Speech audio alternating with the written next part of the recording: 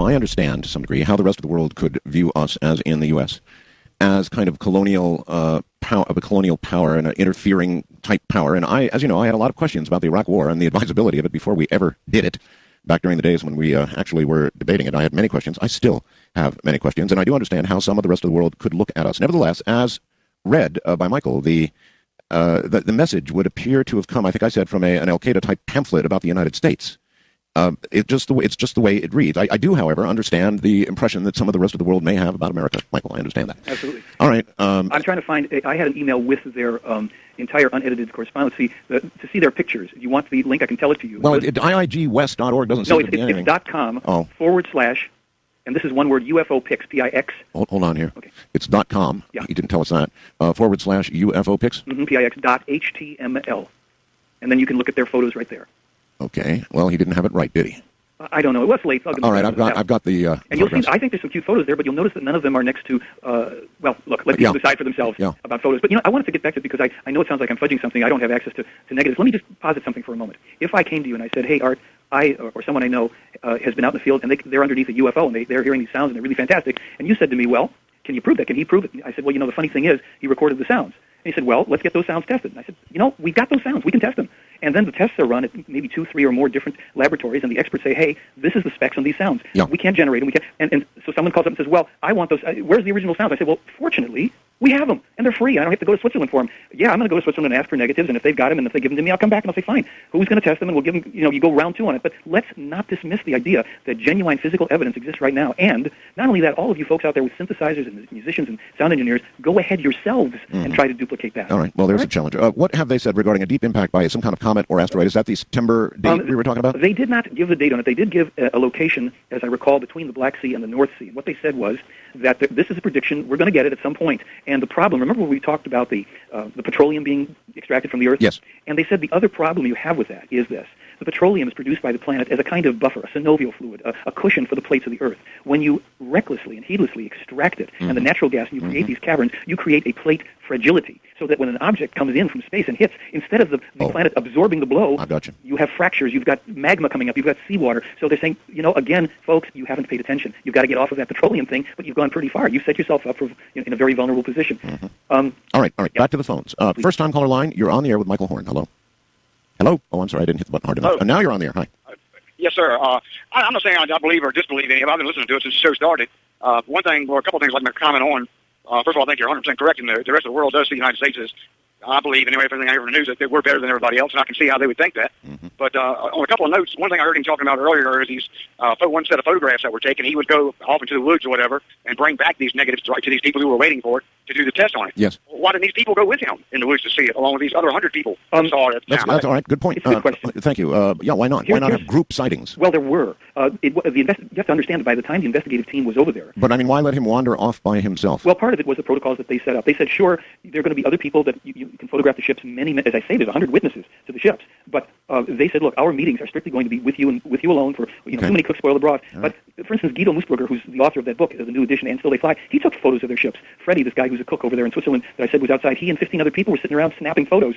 Again, the UFO part of it has become for the Europeans old news. It's not old news to us because we're still trying to prove it, and this is part of the plan, the controversy around it. And look, if you think I'm in a funny position, Billy Meyer, for all these years, people, even when they have this stuff showing up in these incredible photos, it's a hoax, you're a faker, where they're shooting at him. The guy's had a life of misery because of this. So if Meyer turns out to be a true prophet, if this stuff is true, and I think anybody that studies it is going to be able to validate it for themselves, you've got a clear message here.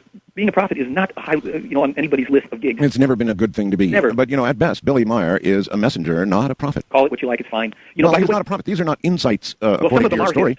The ones okay, now, let's delineate between what came from the Clarons and what. Well, let me focus it this way, and let me just jump back to one thing that I said, and I'll answer. There is a document that Meyer wrote. There's a few conversations between him and the ETs where they said, people said this is coming off as anti-American and harsh, and they said, well, clarify that we don't mean the American people, we mean their government. We don't withdraw from that. Their policies. Oh, fine. Okay, everybody makes that disclaimer. That's fine. Oh, they did, yeah. But let's. I still want to delineate here. Okay. The prophecies, the predictions, in the book, And Yet They Fly, which will also be in And Still They Fly, that related to the attack on Iraq, the Islamic fundamentalists, yes. the near accident nuclear power plant, that was all written by Meyer. There is something called Contact 251, and there is more of that in the book that many of you already have, and the new editions coming out, but you already have it. There's stuff in there about Mars and what we're going to find there, the DNA experiments, the human and pig DNA experiments. When Meyer wrote that, those hadn't happened Okay, yet. what supposedly has given Meyer the power to prophesize then, with regard to what he has said by himself? Is this a power imparted by the... No. This I will try to tell it as cleanly as I can, and I'll put it this way. Remember, we went back to the reincarnation thing, and they said that they can track spirit forms. But what is said in the material, just as boldface, as far as they're concerned, it's their truth. Meyer's spirit is a very, very old and tested and tried spirit. They knew that he had done this before, and it had the capacity in this life to be tutored again. He would learn how to do it again. But it would be his own innate abilities that he had earned as a spirit form, not as Billy Meyer, but whoever he was before, that kind of stuff. That he was the guy that would be able to do it again. And it's, as you say, it's always been a thankless job. And there have been people throughout history in different cultures that have been messengers or prophets or heralds, whatever you want to call them. All right. Wildcard line, you're on the air with Michael Horn. Hello. Hello? Yes, sir. Oh, hi, Art. How's it going? It's going okay, sir. I feel like there was a couple of moments in the show that we should have sat back and taken a Xanax. Wow, a lot of energy here tonight. Well, energy is our middle name. What's up? You got a question? Yes, Art. Okay, now, Billy is contacting you with this Type 2 civilization out in the Pleiades, correct? Is it a type 2? Is that fair, Michael? What does that mean? I'm sorry, I'm ignorant. Well, that's sort of a... it's something that... Fully humans.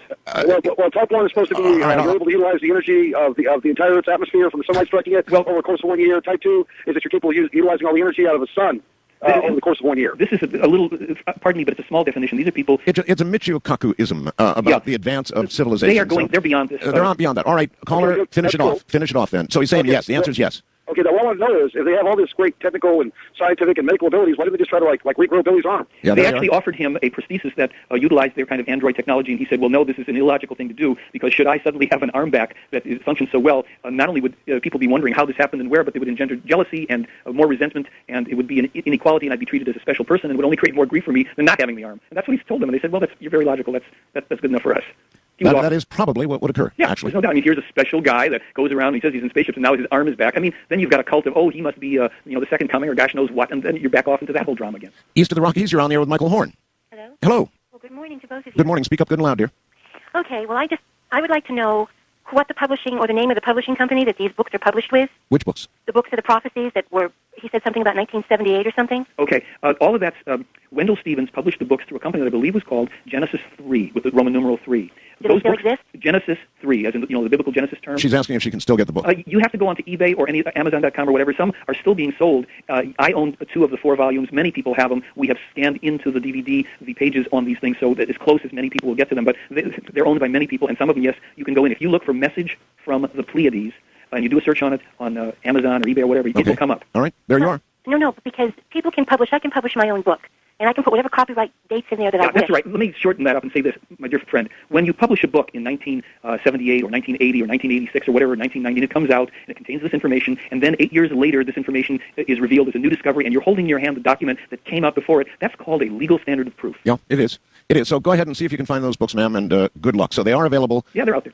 Amazon and maybe that sort of thing. Yeah, do a Google search, something. All right, good enough. West of the Rockies, you're on the air with Michael Horn. Hello. Yes, very grateful for voicing this. I'm a devout listener for 5 or 6 years. Christopher from Pueblo, Colorado, KJCK. Yes, sir. 590.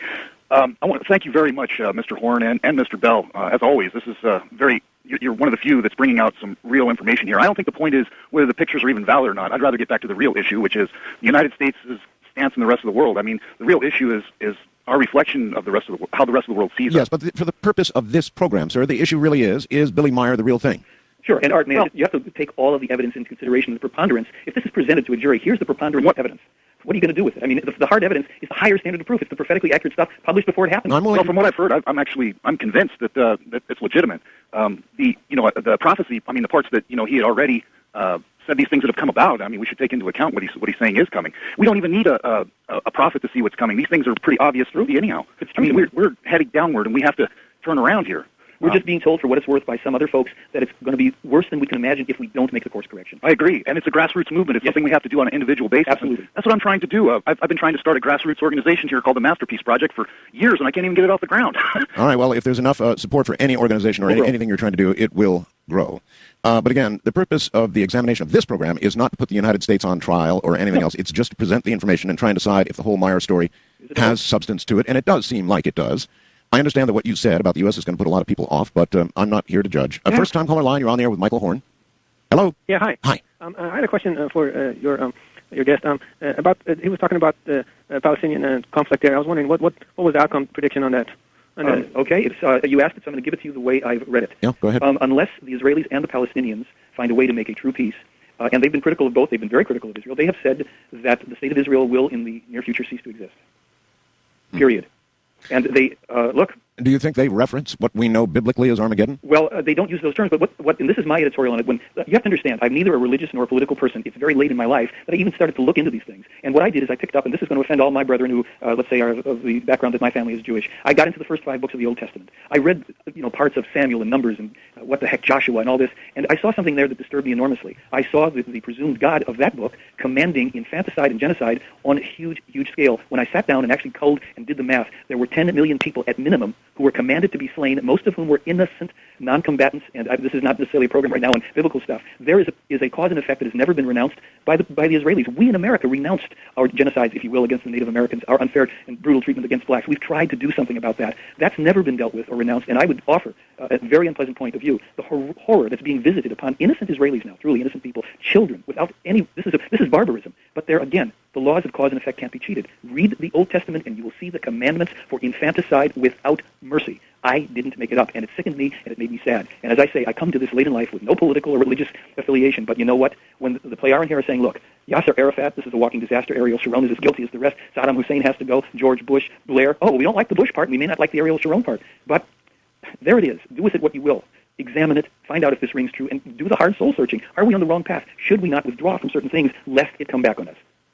I don't know. It's worth considering, Michael. No question about that. All right, hold tight right where you are.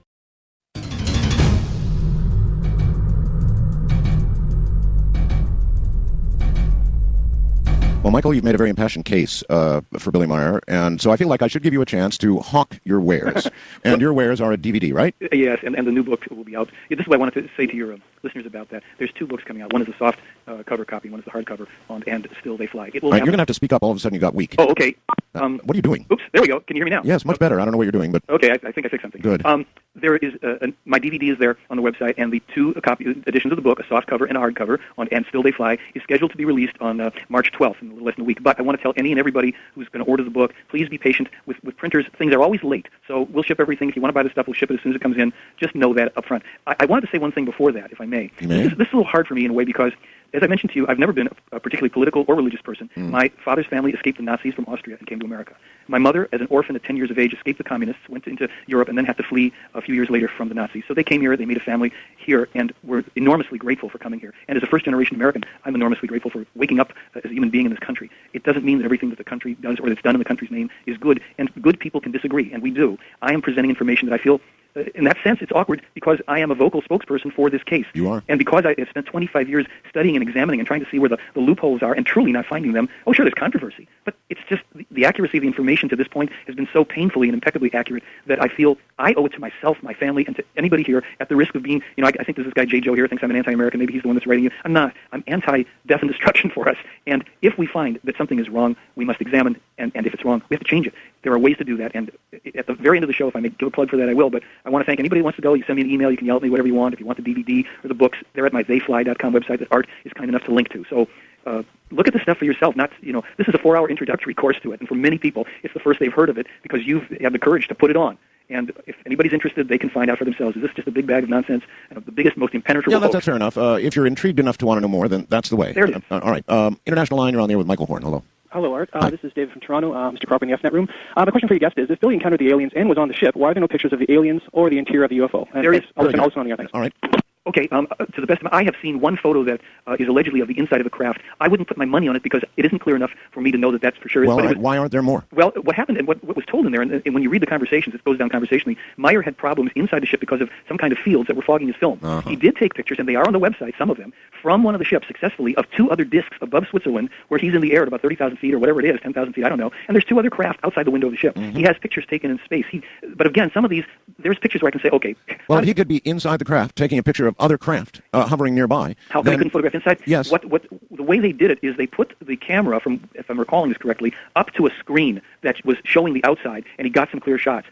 there may be in Billy's possession some photos of the interiors that he hasn't released. Maybe they're on. You're about to go see Billy, right? I'm going to ask him. I'll see what they've got. If you talk to Wendell make a Stevens, list of things that you want to ask about. Being the official American spokesperson is a very large responsibility, and he should understand that there are many considering his story in this country when you listen to a program like this, and you need as much evidence as he's willing to give. As he's willing to give or can give. It's still yes, you should make your case with that strength. You're coming, speaking for the... I will do it. I will put it forward. I think I know one of the answers because I've spoken to people there, and what they've said is, look, to us, the UFOs... It's not what it's about. It's about our future survival. Yes. If what exists already... Yes, but what you need to convince Billy of is that the American people aren't going to believe B until they believe A. And anything he can give you to confirm A will go a long way in promulgating the belief in B. Okay, Art, I think we still have two things. The video that spans 300 feet across... You've got a lot. That's why you're here, brother, on the air, because there's a lot of evidence. And the sounds, that's still... That's level one evidence, physical evidence. So I'll carry the message, but I'll do my best. That's all I can tell you. All right. First-time caller line, you're on the air with Michael Horn. Hi. Hello. Hello. Hello, Mr. Horn? Yes, ma'am. I'd like to ask you a question about the code, but before I do that, can I ask you about, in the volume 1 of the Contact from the Pleiades, all the pictures, there's something written here, a single second in the timeless amounts to many million years in normal space, and it's signed by Ptah, a Pleiadian cosmonaut. Right. And is that the same Ptah of the Egyptian days? No.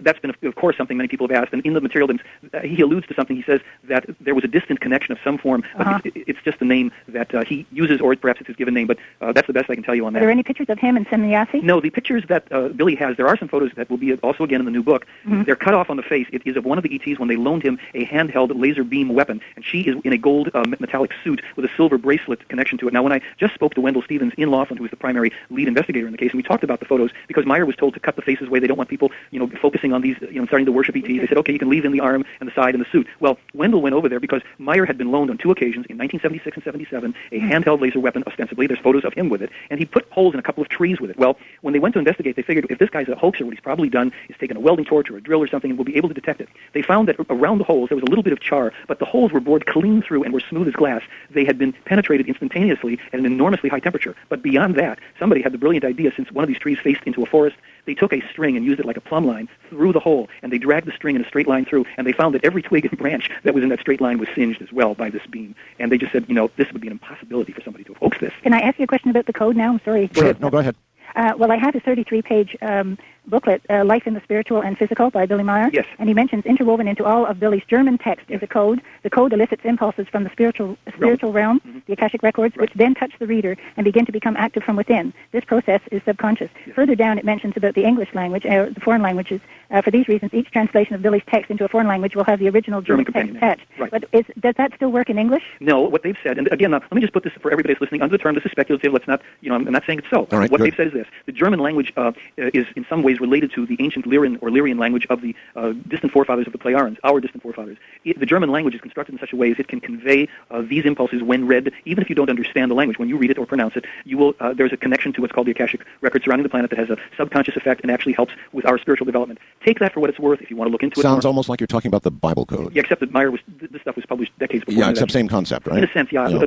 For all intents and purposes, where we're at right now. Mm-hmm. Wildcard line, you're on there with Michael Horn. Hi. Hi. Hello. My name is Junia. I'm calling from Tulsa. I listen on 1170 KFAQ. Yes, ma'am. And I think this is one of the most important programs you've ever had. Well, I appreciate that. Thank you. It's a good one. I had a question about, has Mr. Meyer written several books? He's written, just to clarify, the books that are available on the website were written by a man who has known Meyer for 25 years, came to investigate it a bit as a skeptic, an Austrian principal and school teacher. Meyer himself has written many numbers of books, most of which remain in German language. However, some have been translated into English, some are in the process of being translated. So many of the conversations are being also, again, translated into English so people can read them in the approved forms. So more will be available. There's over 10,000 pages of documents that Meyer himself has written that have yet to be translated into English. The Pleiaren have said that this is an 800-year mission. We're not changing the world overnight. We're going to have controversy and all the rest. This is going to, if indeed what they're saying is true, develop over 8 centuries. And what they say is the end result of us, for us, if we get through all these times, don't blow ourselves to smithereens, we will become what they call true human beings, long-lived with multi-hundred-year lifespans, more spiritually evolved. There's a lot of promise in this. They're on the website. There's something that's called Here's How to Help Change Things Now on my document page. You can go and read that. There's a document from the Pleiaren as well, 21 points, or it's called What the Pleiaren Wish for the People of Earth. We have all this other positive stuff here, just asking people to look at it. So don't view this as doom and gloom, but sometimes what the Pleiaren have said is this: you have to wake people up with harsh and true language. Flowery, nice words don't do it. If something is true and people need to at least have the opportunity to know it, tell it to them. Yeah, I never could buy into the Space Brothers. It's a bunch of bunk. Yeah. There's no ascension coming, folks, where there's no ascended masters. I mean, if you get into the Meyer material and look at this, it's going to upset your belief systems every which way. All right, ma'am, thank you. Okay. Right, take care. East of the Rockies, you're on the air with Michael Horn. Yes. You're going to have to yell at us. You're not too loud. Can you hear me now? That's better. All right, my name is Colin of Kansas City. KCMO 710 is how I'm connected. Michael, what I want to know is at what point is the point of no return? What are the course of events that have to take place? That's a very good question. Yes, it is. Hi to Mike Murphy over there, too.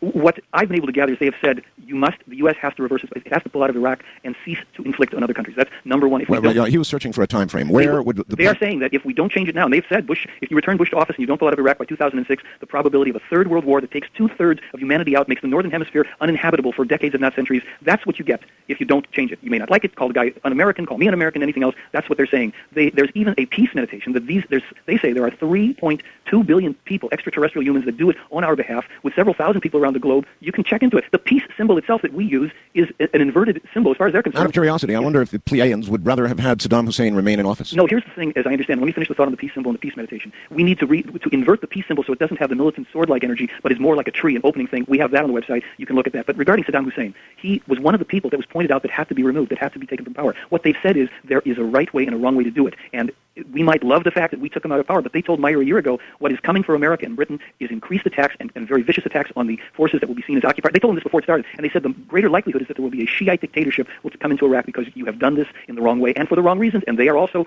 I mean, look, there's plenty of harsh stuff here. If you have callers that have questions, believe me, I'll do my best, but people got to look into this for themselves, like it or hate it. There it is. Okay. One more, maybe. Sure. West of the Rockies, you're on the air with Michael Horn. Well, hi, gentlemen. I have 2 points for Mr. Horn to comment on. Sure. I'm Blair from Sedona. The first has to do, there's a federation of sorts overseeing us, Michael. If Art Bell had David Sarita on back in 2001 talking about these huge balls of ice allegedly propelled from space, missing Earth satellites while replenishing the ozone.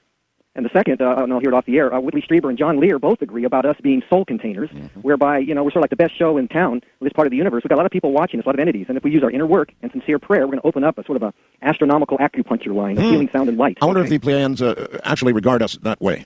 All right, I'll comment as best I can. Again, I might be an authorized representative. I don't know every opinion on everything. But what I gather is this. I don't have a direct comment on the balls of ice being thrown. The Pleiadians have said it's going to take several hundred years for the ozone to heal if we stopped polluting now, and that was in 75. As far as being soul containers, whatever, as I stated earlier, my understanding of the material is this. The Pleiadians state that we, like all other of the millions of existing human races at various levels of development in this universe, which is only one of billions, have a part piece, a hologram of the creation. That is what they call the living, conscious, creative energy that created all things, sustains all things, and will live and birth yet new universes. I'm giving it to you in a nutshell. That little piece of that is our human spirit. We are destined over time, since we are not fallen, we are not inherently guilty of anything, we are not sinful by nature, we have the potential for positive and negative through countless millions of incarnations. That human spirit form incarnates in different human beings. That's us, and we eventually remerge with the higher spiritual levels. This is information.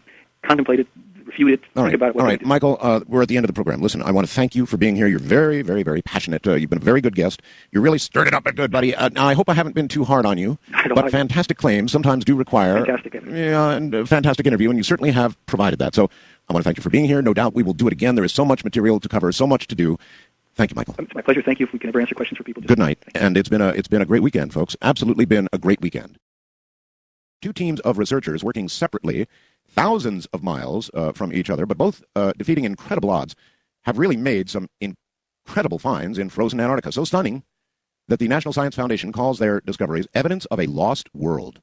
The researchers found what they believe to be the fossilized remains of two species of dinosaurs previously unknown to science. One, a 70-million-year-old quick-moving meat-eater found on the bottom of an Antarctic sea, while the other is a 200-million-year-old plant-eater that was found on top of a mountain in the Antarctic. Now, this is pretty strange stuff.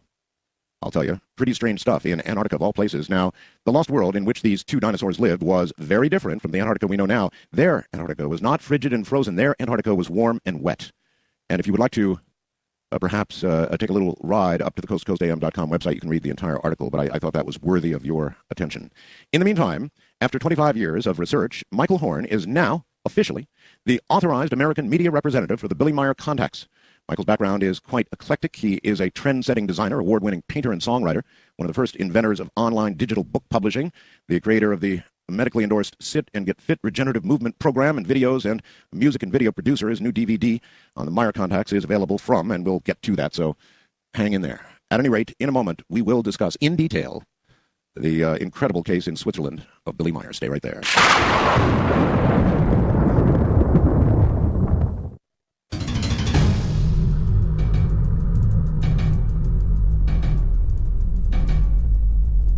Of all the UFO cases in the world, in the history of the world, really, I think perhaps the Billy Meyer case is the most famous, maybe one of the most contested, one of the most controversial, no question about it, in the world. Michael Horn, welcome to the program. Thank you, Art. A pleasure to be here. Hey, Michael, with a background like yours, which is kind of in, it's in the media for sure, but I mean, songwriter, book publishing, regenerative sit and get fit movements, that kind of thing. How do you get from there to Billy Meyer?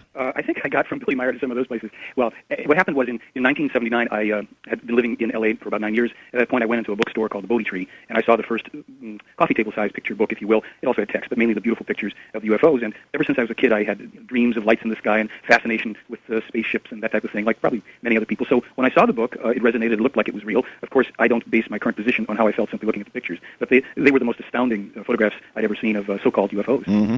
Yeah, the Billy Meyer photographs, for those who have not seen them, are the most detailed, close-up, in many cases totally clear, not blurry shots of UFOs, alleged UFOs, I guess I ought to say, in the world. As simple as that. They're very, very clear photographs. So now, let's go back, and if you would, just for everybody, Michael, tell us the story of Billy Meyer. Who is Billy Meyer? How did all this happen? When? Usual what, where, when? Sure, I'll try and give you the kind of condensed overview. Billy Meyer is a Swiss man who claims that his voluntary and face-to-face contacts with extraterrestrial humans started when he was 5 years old. He and his father had allegedly seen a silver-type object fly overhead. This was in about 1942 or so. He asked his father what it was. His dad says, "I don't know, but I think it may be a weapon that Hitler's developing," et cetera, et cetera. They were farmers, weren't they? But, yeah, well, they were always living in a very rural area, a small village, and to this day, Meyer lives in a small, very small rural environment in what's called the Schmidt-Ruti, or Hinterschmidt-Ruti in Switzerland, outside of Zurich by perhaps 40 miles or more. And he then one day, having all of this great rural environment in which to grow up, he spent a lot of time in fields and forests. And one day he was outside in the forest, and he felt he said it was like a calling, like somebody calling to him. He heard it inside of his head, and so he followed it. And there was a pear-shaped craft with an elderly-looking man in what he said looked like a deep-sea diver's suit standing there. And as he tells it, he said he felt no fear. He felt that this was a kind person. He felt safe, and he went and walked up to the man, and that began these contacts where he was taken on board this craft with this man. Sometimes you say this man, whose name was Sfath. That may not help matters, but he was called Sfath. I believe it was spelled S-F-A-T-H. That's how it's kind of written and pronounced in the... All right, but a man. Mm-hmm. Not a little gray guy, a fully human-looking human being who passed for an elderly-looking European man. So all of the people that Meyer has his major contacts with are human beings. All right, I need to ask, for the sake of the audience and myself, how you know this. In other words, did you interview Billy Meyer? Well, I've spoken with Billy any number of times, but I think you've just brought up a really good point that I want to put out in the beginning here. There's two categories of information. One of them is speculative, meaning I can tell you the story as I know it. Yes. And the other part is I can tell you the facts as I've been able to determine them. And even so, you should, meaning anybody listening who would want to, take a take a good look at the material that's available and find out for yourself if it rings true. Do the same thing I did, do the research, and we can talk more about how I did that, but that's a good caveat. I would appreciate it if, as we go along, you would delineate between speculation and what you know to be fact. Absolutely. So what I'm going to tell you now is the story as it is written in the Meyer material of Billy's contacts and how they progressed. This is not my experience. It's available. Anybody could read it and tell you the same story up to a certain point here. So Billy was allegedly then having these contacts with this human being, and they lasted for a couple of years. Meyer didn't tell his own family. He didn't feel that he could really confide this, but he did tell a parish priest, a Father Zimmerman, who assured him, for some reason, this man felt like it was perfectly good that this was happening to Billy, and he should not be troubled by it, and that these were, good people. Somehow, this man Zimmerman may have, in his own way, either been a contactee in person or telepathically. That's the sense of this part of the story. You wouldn't think a priest would give advice of that sort? You would not at all, and that's why it is noted in the material that this was very unusual. And Billy took comfort in that as a boy because he did have then a kind of neighborly confidant to explain this to and to get encouragement from. And apparently, what we are told is that this man Sfath not only told Billy and taught him things in an oral tradition, but he put devices on his head that Billy said looked like different things that had wires he didn't understand, but they were apparently working on his brain and his thinking and inputting information into him. And again, this is a speculative part. So he's told that when he's about 7 years old, that he has the thinking capacity of a 35-year-old man. Now, this was not something that made him, these experiences didn't make him more adaptable and more comfortable in his own environment, in schools and what have you. As a matter of fact, from what the material is, I recall, and I haven't read this part for some time, but it caused him to be troubled and to be a bit of a misfit, and I think he even ended up in some kind of juvenile schools, and he's had an enormously varied and challenging life, and he's kind of done it all. French Foreign Legion, but none of it's been a bed of roses. It's all been extremely challenging conflicts brought on by these experiences, and and of course the derision and assault on his character and his person that has occurred ever since he went public with his story. Yes, there's been a lot of that, and we will discuss that. But at this stage, did Billy say what they were inculcating in him what they were telling him, what kind of information he was getting? What does he know about that? Well, what I recall, and I'm not sure that I'm going to recall it all accurately, he did say that they were telling him things that had to do with future times, with vast amounts of information pertaining to different subjects, and things that he would be able to access and have some conscious control over and recall later on at more appropriate times in his life. That this was kind of maybe it's the equivalent of downloading stuff into a computer for when you're ready to use it. But he said that there would be things that would come to him when he needed to know them, and also that they would throughout their contacts with him, that they would help him become aware of and adjust to things. And they said to him, even at an early age, that this was something that he had agreed to do on a certain level prior to his coming into this life. And he knows that at these points, initially, these things didn't make much sense to him, but he was not threatened by these people. He felt very comfortable with them to the degree that they felt familiar. Okay, who are these people? Well, what we're told are that they are people who we now are told are called Plejaren, spelled P-L-E-J-A-R-E-N. Not Pleiadians. For the longest time, that's how we had come to know of these so-called extraterrestrials. When did you get that clarification? I believe Billy was in 1995 at the point that they were about to officially depart and close up the bases that they had on the planet. They told him that he could now reveal the this discrepancy and why it was put in place. Okay, let's hear the real name again, please. Plejaren. Plejaren. Yeah, so the J is a Y or an I kind of a sound. Plejaren. The Pleiades would be also spelled with a J.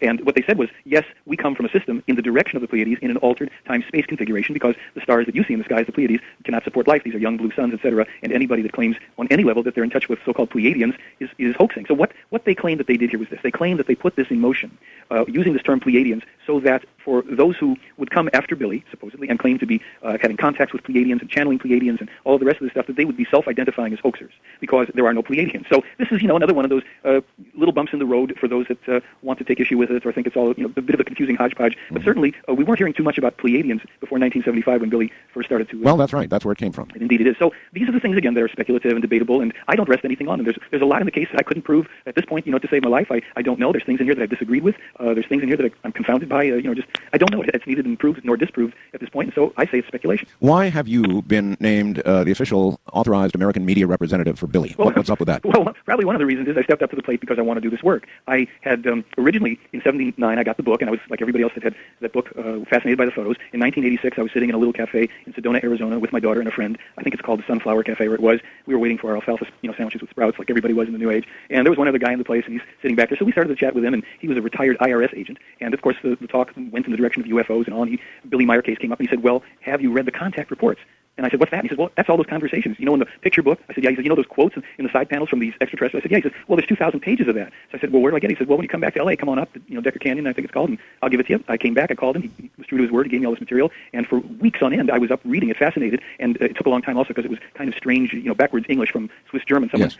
And what was exciting about it was that there were all of these pieces of information being conversationally conveyed. And what we were missing in these contact reports was this what I call hokey thing of we're the space brothers and we bring you love and light. And they never spoke that way. And interestingly enough, in reading of the several thousand pages I've read of the Myron, let me stop you and ask, how, if they didn't speak that way, how did they speak? They spoke logically and precisely. It wasn't without warmth. They greeted each other with friendliness. For the longest time, there wasn't much of a sense of humor present in it. Billy exhibited his own humor, and they didn't quite get it for the longest time, quite literally. But they spoke directly. And what I was going to say is the only time I ever saw in print any of these ETs use the two words "I believe." There was one occasion I can remember when the man that is supposedly a leader of their race, who's called Ptah, same name as the ancient Egyptian god, he said to Billy, I believe the person you're thinking of is named such and such. Other than that, they only spoke of what they knew and what they didn't know. All right, let's get to the why of it. Why Billy Meyer, for example, instead of the head of Switzerland or the head of the United States, president, or Russia or whatever? Sure. Why not a world leader? Why a Swiss guy living a rural lifestyle? Why him? Well, there's actually a host of reasons, but let me say that in addition to Billy, there were 5 other people who were selected as potentially being able to do this quote-unquote mission. They either declined or died or were killed in car accidents or what have you. There were a total of 6 people. Meyer was one and probably the main candidate. And the reason, and I'm just going to tell it, again, this is going to be speculative, so for anybody who wants to scratch their head around this point, these people have conveyed in the material that reincarnation is a fact of life. I like to say there's a bumper sticker that would say, reincarnation, don't worry about dying, you'll live through it. So they kind of hold this philosophy, we live millions of times. We have no recall for the most part of any of these experiences. And what we do is come back time and time and time again to evolve, to learn new lessons. And they claim to have the ability to track that essential part that reincarnates, that they call the human spirit. Not the soul, but the human spirit. They call it the human spirit. The human spirit. In other words, the spirit, or spirit form, they use that term, the spirit form or the human spirit. That's the individual, unique essence of every human living every and anywhere on Earth or anywhere in this universe. Same thing a priest would say. Could be, except they might call it the soul, but they claim that the soul is a different thing. It's located in the solar plexus. They say this is akin to the psyche, and there may be very distinct differences in their cosmology between the soul and the spirit. The soul does not survive the dying process, but the spirit does. This is, again, according to them. So this isn't to pass on, create a new belief system here. This is information. It's speculative. But you know what? It would tend to create a new belief system. I mean, if people, in fact, I've actually heard that at the Meyer farm or compound or whatever it is called these days, there's almost a cult-like, atmosphere surrounding Billy. In my 3 visits there so far yearly, I have not only not observed it as a cult-like following around him, I've had the pleasure and privilege of watching them fight with each other and yell and be very human and go about their business, quite literally. I don't mean physically fight, but... when you say fight with each other, do you mean the Meyer family or the Meyer following? I mean, Meyer argues with people, they argue with him.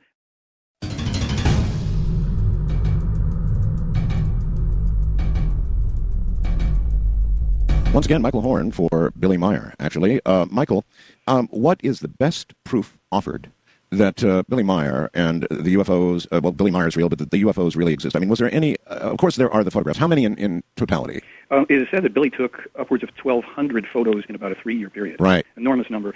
Art, when you think about this, this is either going to turn out to be, and people have to determine for themselves, the greatest hoax in all of human history, or hands down, simply the most important story. There's really... It's one of the two, yes. Yeah, there's no middle ground. If this is real, if it's true, it's the most important story, and then we're going to find out why it's happening and what people are, and what are we supposed to do with this information. But I'm going to address what you've just raised, and that would be, the proof. The proof. So let's start with the idea that there's about, I think, 5 categories of physical evidence. All right. And the 5 categories would be photographs, films, a video that we know of, one video, sound recordings that were made on a cassette machine, and also a number of metal alloy samples, little squiggles of metal that Meyer claims were given to him by the ETs. They were turned over to the investigative team along with the other evidence. With what result? Well, this is the fascinating thing on the evidence. And what I should do is just back it up a little bit and say that Meyer's evidence and the process around it is unique because it was actually examined by a good number of scientific experts in a variety of fields. I will give you just a reference point. In terms of photographs, there were people like Robert Post from JPL Laboratory, 22 years at the lab, Michael Mallon from Mars Orbiter and NASA Mars Global Surveyor, the Mallon Space Science System. I know of him well, okay. Yes, of course. They were 2 of the people. Jim Delatoso, there's a 23-page report on the actual physical examination. And what did Michael Mallon conclude? Actually, I have a quote from him. All right, good. And he said, I find the photographs themselves credible. They're good photographs. They appear to represent a real phenomena. The story that some farmer in Switzerland is on a first-name basis with dozens of aliens who come to visit him, I find that incredible. Oh, well, so do I. Yeah, but from Mallon, that's quite a statement. Well, he goes on, he says, but I find the photographs more credible. They're reasonable evidence of something. What that something is, I don't know. If the photographs are hoaxes, then I'm intrigued by the quality of the hoax. How did he do it? I'm always interested in seeing a mastered work. Now, let's just jump, since we're talking about people that looked at the photos, there was a man whose name was Wally Gentleman, and Wally was apparently a major player in the special effects world in films. He was the director of special effects on the Canadian Film Board. He was the director of special photographic effects for Kubrick's 2001. He had seen Meyer's 8mm film segments. Right. And he said that the manpower and the costs to make these films were clearly beyond Meyer's reach. Here was his quote. He said, "My greatest problem is that for anybody faking this," and he was referring to the photographs, yes, "the shadow that is thrown onto that tree is correct. Therefore, if somebody is faking it, they have an expert there. And being an expert myself, I know that expert knowledge is very hard to come by. So I say, well, is that expert knowledge there or isn't it there? Because if the expert knowledge isn't there, this has got to be real." Now, that's just... Well, that's still a hell of a statement from Mallon. That's surprising. Well, no, this was Wally Gentleman. I understand. I'm still stuck back on Mallon's statement. Yeah. Yes. Well, now look, there, Robert Post, he said from a photography standpoint, you couldn't see anything that was fake about the Meyer photos. That's what struck me. They looked like legitimate photographs. I thought, God, if this is real, this is going to be really something. Now, he was with the JPL Photo Lab for 22 years. He was the head of that lab in 1979. He oversaw the developing and printing of every photograph that came out of JPL at the time. Now, we'll get into this with skeptics and all, but when you have these... Well, I'll give you one right now. Okay. A skeptic, somebody from FNet, I think that's Crosshatch Art Bell up there on the net, Fargo, North Dakota, says, his ex-wife has come out to denounce him as a fraud. Okay, yes. The evidence is overwhelming that the whole Billy Meyer story is unquestionably, absolutely, completely, and totally 100% bogus. Case closed. Right. Well, let's visit the story of the ex-wife. All right, let's. And let's go back to the original investigation when Wendell Stevens, Lee Elders, and Britt Elders, and Tom Welch and other people went over to Switzerland, and they actually spent a total of 6 years investigating the case. They interviewed, I believe it was 15 or 16 people, including Meyer and his wife, and they put these 15 or 16 people separately through lie detector tests. During this process, all of the people came out as truthful. Mm-hmm. The questions involved, did Mr. Meyer see spaceships? Had anybody else there seen the spaceships? Mrs. Meyer passed the lie detector test saying she'd seen them. And all right, well then, what happened? Well, you know what? Here's the beauty of the Meyer case. It conforms to one of my dearly held axioms or principles about life. Wherever human beings are involved, things can and will get screwed up. Yeah. So Meyer is a human being, and his wife's a human being. After 30 years of marriage or whatever it was, they are fighting with each other, and they got divorced. She part of it, and a lot of this is in the contact reports. I mean, you would hear about all this stuff. You could read about it.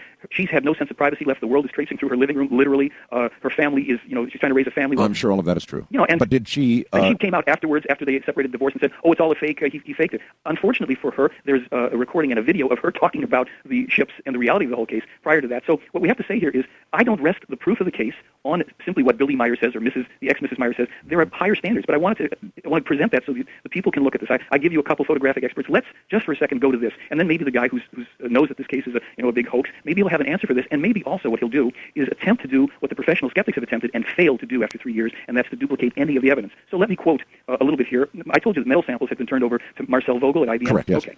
A little background. At the time, he'd been a research chemist for IBM. He'd been there 22 years. He held 32 patents himself. He'd invented the magnetic disk coding memory system that apparently up until recently, if not still currently, is used in the IBM disk memories. He was a specialist in the conversion of energy inside crystals. All right. Having said all that, he's obviously an expert. What did he find? All right. Well, he turns on his $250,000 scanning electron microscope. He turns on the video camera, and he starts to apply a probe, a stainless steel probe, to this metal sample. Now, I'll quote him. When I touched the oxide with a stainless steel probe, red streaks appeared, and the oxide coating disappeared. Oh. I just touched the metal like that, and it started to deoxidize. Where are you getting this quote from? This was written by, not written by, but in Gary Kinder's book, Light Years. He published a letter called An Open Letter to the UFO Community, where he had quoted a number of these experts that he personally interviewed, and he sent all the interviews to them for approval before they were published. So nobody's come back and said I didn't say that. All right, so that's pretty remarkable. Well, he touched it. Yeah, continue, please. Okay. The oxide disappears. Yeah, he says it started to deoxidize and become a pure metal. I have never seen a phenomenon like that before. Then he's talking about another metal sample that contained nearly every element in the periodic table, and he says each pure element was bonded to each of the others, yet somehow retained its own identity. At 500 power magnification, thulium was revealed. And he says thulium exists only in minute amounts. It's exceedingly expensive, far beyond platinum, and rare to come by. Someone would have to have an extensive metallurgical knowledge even to be aware of a composition of this type. At 1600 power, Vogel says, a whole new world appears in the specimen. There's structures within structures, very unusual. At 2500 power, he found that the metal sample was metal, but at the same time, it's crystal. And so he summarizes his findings. And this, of course, is maybe an hour-long analysis. He says, with any technology that I know of, we could not achieve this on this planet. And I think that it is important that those of us who are in the scientific world sit down and do some serious study on these things instead of putting it off as people's imagination. He also said... I must admit, that is impressive. It's dynamite. Plus, he said he brought in a metallurgist friend of his and showed him the samples, and the guy said, hey, I don't know how this could be put together. Now, there's another very high-level scientist. His name is David Froning, and he had been with McDonnell Douglas for 25 years as an astronautical engineer in highly classified military defense. In 79, he became interested in Meyer's accounts of the Pleiaren starship systems, which mentioned tachyon propulsion. And Froning found that Meyer's account of tachyon propulsion, which was at the time only beginning to be discussed by a very small and select group of theoretical physicists, that the calculations for above light speed that Meyer published were amazing. There's a whole thing here in the piece by our friend Gary Kinder. And what David Froning is saying is that, let me see if I can just find a thing here where he says that my colleagues and I may have made breakthroughs in our understanding of possibilities and ways for traveling faster than light from Billy Meyer's accounts of his encounters with the Pleiarans. Now, that's from a guy who publishes high-level papers on quantum ramjet performance and quantum interstellar ramjet stuff that I have no conception of whatsoever. And the calculations that Meyer had, here he says, Meyer said that the elapsed time during a hyperspace jump took only several seconds, thus trip time between the Pleiades star cluster and Earth with Froning's slower-than-light quantum ramjet drive, plus a hypothetical tachyon drive would be 8.6 hours, which was within 20% of the Pleiaren trip time reported by Meyer. But while Froning's calculations were based on many arbitrary assumptions, and they didn't prove or disprove the truthfulness of Meyer's account because it was a theoretical system that he was working on, only time's going to tell which of them were right. But he was startled by the computations being within 20%. That is remarkable. Listen, a number of skeptics have tried to duplicate the Meyer evidence, right? Yes. And what do you know about that? What efforts have been made, and how much success? Oh, yes. Well, this is like been my pet project for a little while here. 3 years ago, I took a reel of the Meyer films that were on video and that lovely picture book that many of us have, and I went over to visit some fine fellows at a place called CFI West, Center for Inquiry West. And Center for Inquiry is an international professional skeptics organization. I met with a case investigator named Mr. Vaughn Reese, a very nice gentleman, and he and I went over the films and photographs, and he told me that they were all easily duplicated hoaxes. He took the time to explain, of course, that the film, one film segment where in broad daylight Meyer zooms in on a ship where you can see the flanging, and if there were any bolts on it, you could see them, and two lights alternate in broad daylight, one off the cupola and one off of the flange rim, and Mr. Reese told me this was easy to do with a pin on a negative. So I said, look, why don't you do me a favor and spare me a lot of embarrassment? Prove your case by duplicating one of these, films here. And so? 3 years passed by, and during the first few months of that time, I was in touch with Mr. Reese, and I was waiting for developments. And I made a little boo-boo. I have to admit it. I've been called on the carpet for this by one of the people who's an expert in this. And what I did is I extended to Mr. Reese the opportunity, since he was having trouble duplicating any of the stuff, to go ahead and use computers, special effects, models, anything he wanted, but just to try and do it all with one hand, since Meyer is a man with only one arm. Well, I then published an article where I simply said, Professional Skeptics Group proves UFOs are real, because they had failed after 3 years to submit any evidence. This was picked up and written in the national tabloid called The Sun. And the Sun, I'm not a man who would usually quote a tabloid, but they did probably the cleanest report on this without sensationalizing. They didn't have President Bush meeting with little gray guys up on Meyer's farm. And they concurred that based on the evidence and the photos and the obviousness that these skeptics had failed to make the case. So suddenly, they did send me a notice that they had now posted 6 photographs next to some of Meyer's photographs to compare. And they actually did nice photographs of models of UFOs floating. There were some problems with it, and we've engaged in a lengthy debate, and I'll explain to you exactly what the problems were. They thought that duplicating the photos for some reason meant hang a model by a string or float it with helium, whatever, and take a photograph of it where you can't really make out any details on it, and where there's no physical objects next to it whereby you can compare the size. Now, this is extremely important. Well, that would not be consistent with the Meyer photographs. Because in the Meyer photographs, you've got a lot of trees and mountains and reference points for the photographs with Meyer. Exactly. Plus, you've got multiple UFOs. You have sequence shots where the ships move across the sky, maybe 3 or 4 ships, and then they're each shot. Look, folks, there's no question about this. The photographic evidence in the Meyer case is the most impressive, detailed, sharp, clear, all of that, and then with Malin's statement. So anyway... Yeah, I'll give you the rest on this, because people have to know. I mean, the skeptics, this is the problem with the professional skeptics, one of them. They're not scientists. They set out with a premise that something is false, and they try to prove the premise. Now, they try to objectively find out what are we looking at. They could tell you right away it's a hoax, and we can prove it. It's a hoax, not we can discover what it is. So, when they did these photographs, and I and Jim Deardorff and other people have called them to task on it, and they're trying to say that they duplicated. So I said, well, fulfill the rest of the duplication process and submit them for photographic analysis. Well, they refused to respond to that. Why? Because all you're going to see, probably you're going to have a model of whatever determinate size. It's certainly not going to be a 21-foot in diameter, a fully metallic, self-supporting craft, and they know that. And so then they say that I refuse to submit any real evidence for examination. Well, here's the problem with that. On the website, we have the sounds of the ships that Meyer and his wife recorded in an open field. I've heard it. Yeah, it's there, and it was so booming and so loud that 15 witnesses came from around the countryside, including a plainclothes policeman. And the recording actually lasts, the full recording lasts over 40 minutes. The snippet we have on the website is probably about 3 minutes long. Now, here's the beauty of this, and we even, now on my articles page, we've posted an overview of the sound analysis on this. They could not, this was taken to 2 different sound labs, and there are, I can give you the skinny on the people who were analyzing it. What did the sound lab say? Okay, I'll bring that right here, and I'll kind of give you guys a little overview, and then anybody who wants, they can read the full thing. But here's what they said was, and let's see if I can zoom down. Basically, they found that there were 32 or more discrete frequencies in a random and constantly shifting mix that ranged from 4 to 2170 hertz, but varied on average between 470 and 1452 hertz. Almost, okay, won't worry about that. The amplitude of the frequencies was also constantly changing, whereby the dominance altered. And then I go on to talk about the wave shape and all this stuff. Basically, what they're saying was, with any technology, including synthesizers, they could not duplicate the sounds. And part of what was remarkable in these constantly shifting and interfacing sounds was 24 of them were in the audible range, 8 of them could only be detected with spectrum analyzers and oscilloscopes. These were recorded outdoors with birds chirping and crickets in an open field, yet you had 24 audible sounds, 8 of the sounds were at a frequency range that you could only see.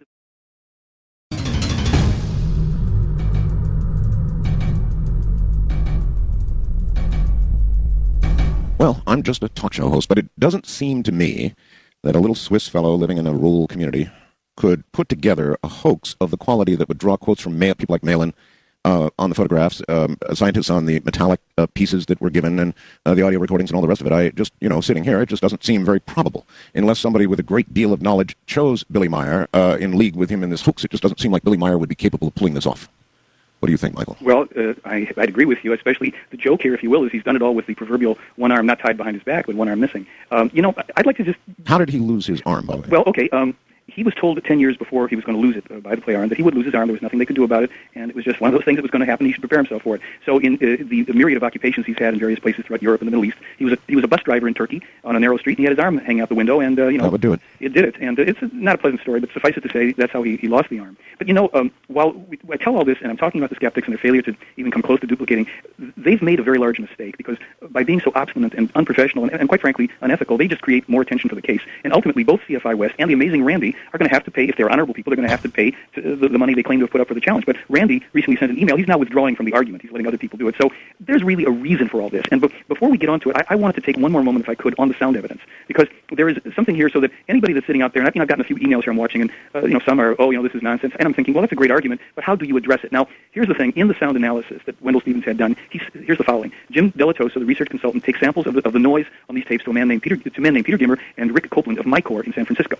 They performed tests in the audible range from 20 hertz to 2,000 hertz. Okay. They found 24 characteristic frequencies within the audible range and 8 outside of it. All 32 frequencies concurrently at different amplitudes and volumes. All 32 tones are somehow produced simultaneously. In a time matrix, the amplitude of some frequencies increases while that of others decrease. Mm-hmm. It was observed that the amplitude periodically increased by about 50 decibels and then decreased by about 40. At other times, it was just the opposite, which produced the characteristic beat that was audible. Other normal sounds were audible on the recording, but there were no sounds of a tone-on-tone tape dubbing. All frequencies were clear and stable, and they were regularly lined up along the frequency scale. So then they take a portion of the recordings and they give them to another guy, Robin Shellman, an undersea sound technician. He studied them with a spectrum analyzer that was built by Spectrodynamics in San Diego. Now we're dealing with a one-armed farmer here and a cassette tape recorder. Yeah. Okay.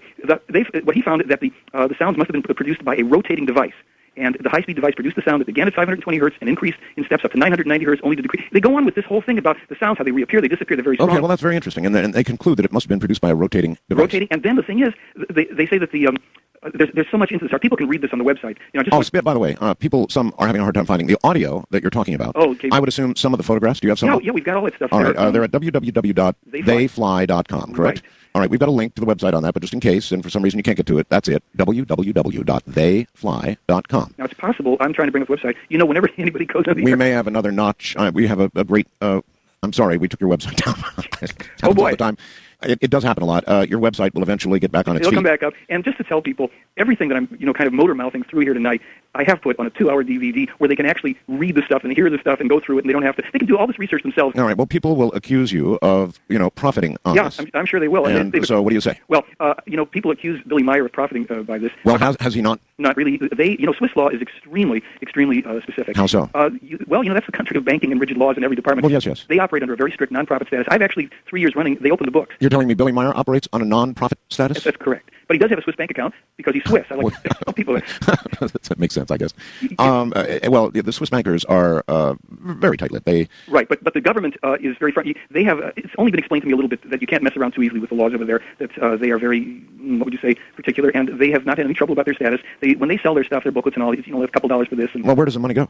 Into their nonprofit organization for printing. They print the photographs. They sell their booklets. They have some videotapes. They do charity work in different countries. Fair enough. How does Billy Meyer stay alive? How does he make his living? I don't know totally. He has some pension because he's partially disabled, having lost an arm, and he's worked over there. They have a cooperative living situation to a degree. But I don't want to avoid the question that you raised about me. I'll come back to that. I made a DVD which I call a lectumentary, and basically I used PowerPoint and narrated it. I included film and video and sounds and documents. I scanned in the text from some of the copyrighted books and documents. We're going to get to what I call the higher standard of proof. People can argue all they want about photographs and films, even though there's nobody on the planet that has yet to duplicate this stuff. And it's like we can have the discussion endlessly about photos and films and okay. Should I presume, Michael, that you have a deal with Billy, and that some portion of your profits are then realized by the nonprofit organization around Billy Meyer? No. I offered them. I don't mind saying this because it's exactly went down. I asked them if they wanted an override from the sales of the DVD that I did, and they said no. And so that's I consider that clean, and I would not have minded at all because if I'm selling a DVD here, which I am, that is interesting. Well, it's true. Also, I'm just telling you. Why would they say no?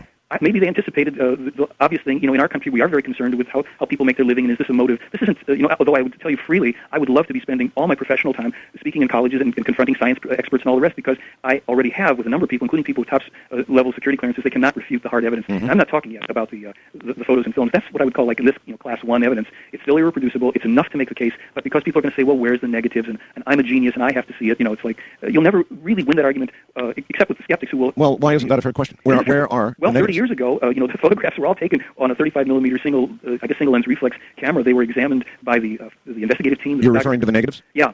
Now, not in all cases did they have the negatives, but in enough cases where they could examine them. And they also did such extensive searches for special effects, any financial trail, conspirators. Nobody's ever come forward. They could find no money trail. Plus, the investigators were often there when Billy would go off, have a contact, come back with a roll of film, and they would turn the film over to a developing lab whole. Okay. And all right. What about other people having seen these craft? Yes, Obviously, if there are craft in the sky in that area, then so you're saying there's well over 100 Well over 100 people, and not just in that area, even in other countries, who then would write to Meyer because they either saw and or... No. I'm talking about the same craft at the same location that Billy saw them. There's about 100 people there. I've spoken to 12. There's 4 other photographers. I've talked to either all of them or 3 of them. There's one guy, I was over there when I was over last year. He told me the year before, he and 15 other people were outside, and I talked to some of the other people, and they all said the same thing. In broad daylight, 2 of the ships came and hovered over the center, high up in the sky, and danced around. They took photographs for 30 minutes. To them, what we have to understand is, to them, the UFO part is old news. For us, we're still fascinated with the ships they came in, like the Nina, the Pinta, the Santa Maria, and the Columbus story. This isn't about the ships they came in. This is about us and our survival, but we're going to move to that. But it's fair questions, and it's still to get back to the question about me. Yes, I sell this DVD. I want people to have it because, quite frankly, when we open up what this is about, I think some people may understand that my feelings that this is truly about our future survival are genuine feelings on my part. This concerns the message, of course, and we're about to get to that, but we've got plenty of time intentionally, and I'm not trying to be mean to you in any way. I'm just trying to hit you with hard questions. Now, you've got actually written here that there's, past the evidence that we've talked about, there's even a higher standard of proof that meets, your words, legal and scientific standards. That's correct. Explain. Sure. Remember I mentioned to you the contact reports, and these were the transcripts of documents that Meyer started to publish in 1975, yes. originally in German, and he disseminated them, and they were available not only in Switzerland but in Germany and other places throughout Europe. By about 1980, I believe, they had the rough English translation that I came into my possession in 1986. Now, the man who gave them to me had them in his possession for at least a couple years, so the likelihood that it's true that by about 1980 or 81 the English translations were available, it holds water. Now, let's look at exactly what you've asked me. In these documents, I also said to you that there was very interesting information. And what that information constituted was a specific scientific and world event-related information of the nature of wars, assassinations, earthquakes, terrorist activities, scientific discoveries, a broadband spectrum of unique and specific information covering a wide variety of areas. Why do you think this information, in other words, a sort of a whole slew of predictions in time to come were delivered to Billy? What was this for? Was the purpose of this to validate the information, period? Was that the idea? Though they didn't exactly spell out why we're doing this, here's what I figured. And I'll come back to this so we can actually explore what that information was and satisfy some people's curiosity, hopefully. What was occurring was this. In my estimation, they created what is really a 30 to 48-year record of impeccably accurate information for the purpose of these times, specifically in my mind, that we would, once we came into contact and awareness of this material through various means, hearing him speak or reading his books or videotapes or what have you, that people would then say, wait a minute, this information is impeccable. It's accurate. And I'll get to the idea of the random error theory in a moment. Well, I guess, again, I'm asking, why? Do you think the information was delivered so that over time the record in history would reflect the accuracy of the predictions and underscore all the rest of the story? Yes, exactly. And in underscoring the rest of the story, it would give us good reason. All right, these predictions were made in what year or through what year? All right, I'm going to give you that. Let me just finish this one thought. They would give us good reason not to swallow the story whole, but to seriously consider what they were going to tell us about now and what's coming out. Sure, it's clear. If the record, the hits are there, boom, boom, boom, boom, then yes, you can... okay, so when were these predictions delivered to Billy? Starting in 1956. 1956. And this, Meyer was told that there was a connection between atomic bomb tests and the ozone damage. And he said that they told him that this would affect things like there would be magnetic disturbances, polar displacement, environmental damage to the ozone layer and all of that. Now, this, as I say, this is 1956, but they start a series of official contacts with him in 1975, wherein the information is now to be published. So, in February 25th of 75, and again on September 16th, they gave him updated information on the connection of the A-bomb testing to the ozone damage. And what they said was there were what they called high-frequency elementary radiation. All right, let me stop you there. Yeah. Where in science do we now understand that there was a connection between the atomic testing and the ozone depletion? Okay, good, because this is where the lights went on for me. All right. It's November of 1988, and I open a local newspaper, and I look down at an article that says, Lawrence Livermore National Laboratories announces atom bomb testing tied to ozone depletion. And it goes on. Really? Yes, it's a new discovery. And they even tell the percentage of the damage, which was within 1% of what Meyer was told. Do you actually have that article? Yeah, I even put it on the DVD. I scanned it in. All right, read me a little of that article. Well, okay, I'll have to bring up my PowerPoint while I do that. Well, I don't care. All right, so November of 1988. You'll have to bear with me on this because I have to find that. And the article, I'm sorry, was my... The article was in a newspaper here. I'm talking while I'm trying to bring a PowerPoint. Bear with me, and I will... yeah, I'm bearing. But what publication do you recall? That was... Let me see where that was. Oh, goodness. That was in... Oh, golly. When I get the PowerPoint up, I'll be able to tell you right away where that is. So bear with me, and hopefully I've got it on here. I opened other articles. Okay, but I just hadn't heard a lot of connection between atomic bomb testing and depletion of the ozone or the ozone hole or whatever. Oh, yeah, there's a lot to come here, and hopefully I'm onto it with all of this stuff. While I'm looking to bring this up, let me tell you this. When Meyer was going through all of this information, here we go. Let me see if I can read it. It was in the Outlook. Tuesday, November 29, 1988. I'm reading off my little screen here. Yes. Atmospheric testing of nuclear bombs during the late 1950s and early 60s apparently shredded parts of the Earth's protective ozone layer, causing as much as a 5% loss of ozone over the central United States, according to recent analyses at Lawrence Livermore National Laboratory near Oakland. The Polaris said 6.38%. Lawrence Livermore said 5%. Researchers think the huge fireballs from explosions hurled destructive chemicals into the upper atmosphere, where a misty layer of ozone shields the planet from lethal doses of ultraviolet solar radiation. The damage was even greater in the Arctic regions, where as much as 12% of the ozone layer reportedly vanished. The U.S. Environmental Protection Agency has estimated that a 1% reduction in the ozone shield could mean as many as 43,000 additional skin cancers.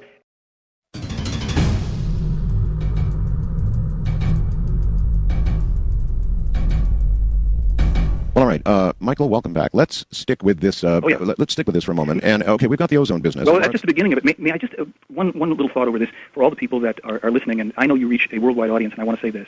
I want to lay out, as you're inviting me to do, all of this evidence. And there's a bottom line. We're going to get to it, as you say later on. We have a unique opportunity in the United States and in this world to make the kind of a difference that is critical to our world that nobody's had before, and I'm going to get into that later. First, let me try to satisfy the inquisitive minds and the critical minds, and, that we should all be looking at this critically. Here we go. Now, in addition to that connection to A-bomb testing, they also told him that these holes in the ozone were going to allow the penetration of UV, and it was going to kill off microorganisms, and it would lead to disruptions in the food chain and genetic mutations and other long-term negative effects for humans and the planet. Now, that's, this is 1975. Well, it turns out that in oops, I lost my place here, but I'm going to get it back. It turns out that in 92, 17 years later, there's an article that appears, and it actually appeared in the LA Times. I'm going to bring that up here. You're having a lot of trouble bringing things up. Yeah, it's because I've got so much stuff in front of me with all this. I want to make sure that you get it right. Yeah, because people are going to, be saying, well...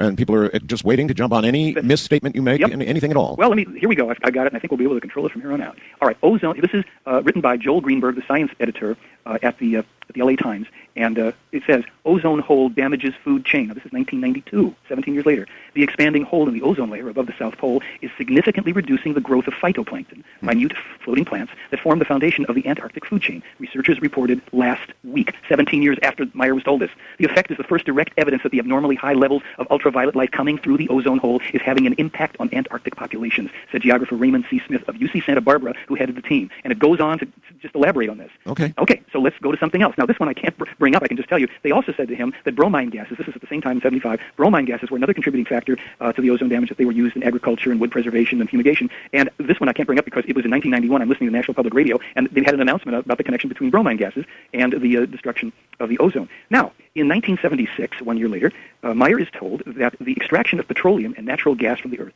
as well as the damming of waters and construction of huge cities, were contributing factors to increased earthquake and volcanic activity and to another problem that we would be having. Okay, so I think we have an article on that, and bear with me, I can tell you that... I don't think there's been any proof that cities and so forth contribute to... Well, that's right. I'm not going to rest on that earthquakes. What I'm going to give you here is this one instead.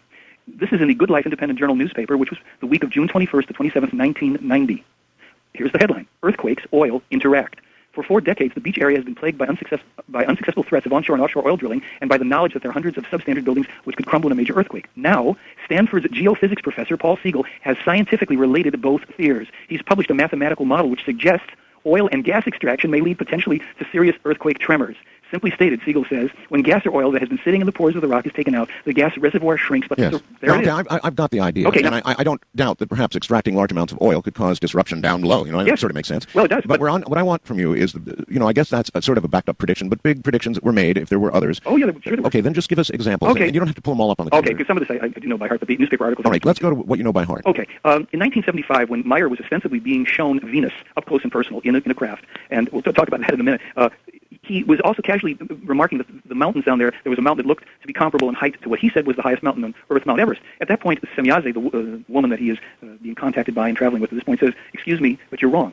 Mount Everest is not the highest mountain on Earth." Now, this is a little incidental, but bear with me. This is a 21-year jump. She said, no, you don't measure it right. Mount Chimborazo is the highest mountain on your planet because you have to truly measure, since the Earth is elliptical and not perfectly round, measure from the center of the planet, not sea level. Okay, 21 years later, in the 1996 issue of Earth magazine, they reported that now scientists have confirmed that Mount Chimborazo is the highest mountain on Earth. But that's a small little thing, 21 years. During that contact, Meyer was given specific information about Venus, unknown at the time, which included the composition and percentages of atmospheric gases, the surface temperatures, the depth of the cloud bank. That's impressive, and all of that... was corroborated a year later by both the probes from the U.S. and the USSR. Where did...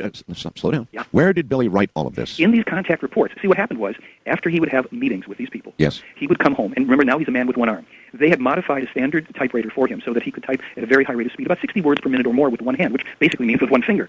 They had recorded everything, and since he was a child, he had been taught over 1.2 million symbols, to recognize symbols telepathically. This is where it gets even more, amazing, outrageous, whatever you want to call it. Well, what they would do is transmit back to him the entire conversation, not in English or German, but in symbol form, and while he was translating it in his mind from symbols to German, he was typing it simultaneously, often for hours at a time. Then he would run it off on a Xerox machine and disseminate it to the people that were studying it. It would find its way around Europe. Ultimately, it would be translated into English. Ultimately, Wendell Stevens, who would gather up all this stuff in about 1978 and 79, would publish it in books. And, of course, the books have copyrights in them, and we know when Wendell had this. And so on the DVD, I've put the copyright pages. I've scanned in book covers. I've scanned in some of the original pages from the contact reports and Wendell's pages so people can read this for themselves, and they can, now scratch their heads, well, how did he get this stuff in books? All right. This information was given to Billy to warn us. Yes, but you wanted something really hot. I do, and if you've got it, get it out there. All right, let's start with this one.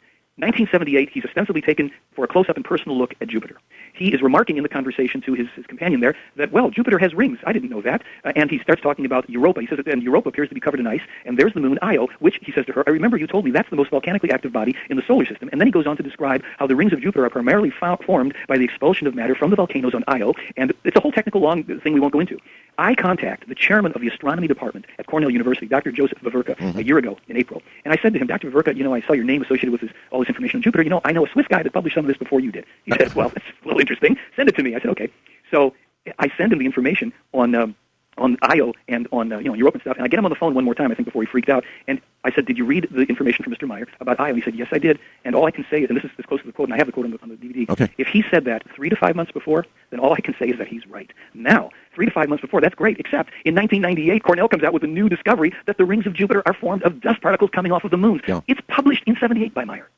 So, now... Pretty good. All right. Now we're going to get to the heavy stuff where, if you will, we start talking about the events on this planet and what they already told him that already occurred. All right, let's do that. Go ahead. In 78, that same contact, when Wendell Stevens, Lieutenant Colonel Wendell Stevens, U.S. Air Force, retired, was at Meyer's property, late 78, he wanted to have that information on Jupiter, and Meyer told one of the people to run off a copy for him. And then the phone rings. Meyer runs out of the room without telling that person to not give him the predictions for future events that are in the same document. The person runs off the whole thing. Wendell takes the papers, doesn't look at it, puts it in the briefcase, comes back to the States, starts reading it, and sees that there's specific things mentioned. So, and I'm going to read them to you so you're going to know what they are. All right, so all of a sudden Wendell opens the briefcase once he's back in the States, right. And oh my God, here are the actual predictions. Which Billy did not intend for him to get. All right. Before what he does next is he calls up another military man, Rudolph Pestalozzi, retired major, and Mr. O. Richard Norton, who was the former director of Flandreau Planetarium in Tucson. These guys all read this, they sign off on it, and they hide it because these are the things that were in there which had not yet occurred. Let's hear it. Jonestown Massacre, overthrow of the Shah of Iran, Soviet invasion of Afghanistan, the Chinese invasion of North Vietnam, the death of Tito of Yugoslavia, Mount St. Helens eruption, the abdication of the Queen of Holland, the death of Indira Gandhi, the Iran hostage crisis, and the terrorist attack on the Iranian embassy in London. And Wendell Stevens and 2 other men have witnessed it and signed off on it, and those events occurred after their possession. That's impressive. Not too shabby. That's really impressive if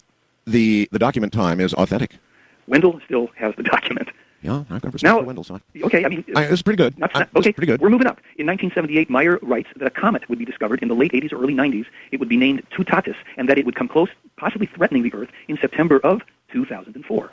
In 1989, French astronomers discovered this comet, or some call it an asteroid, and they named it Tutatis. It's predicted to come closest to Earth September 29th, 2004. That's pretty impressive. I would say that is pretty impressive. In November of 1996, Meyer stated that there's 2 small planetary bodies outside of Pluto's orbit. He calls them Trans-Pluto and Uni, says they'll be discovered soon.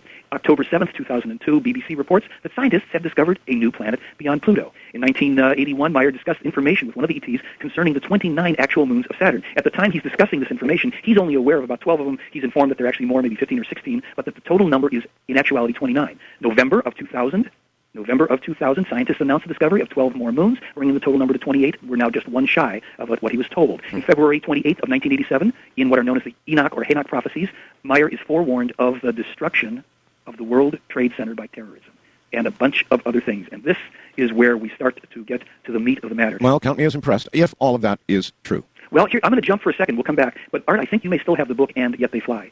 On pages 347 and 348 of that book are 6 specific prophetic or predicted events by Meyer, which have all come true. So what I'm going to tell you is what those events were. Yes, please. Okay. I put them in front of me here, and I do have them. Okay. Meyer predicted the following. You can find this. Some of it's, a little cryptic, but some of it's very direct.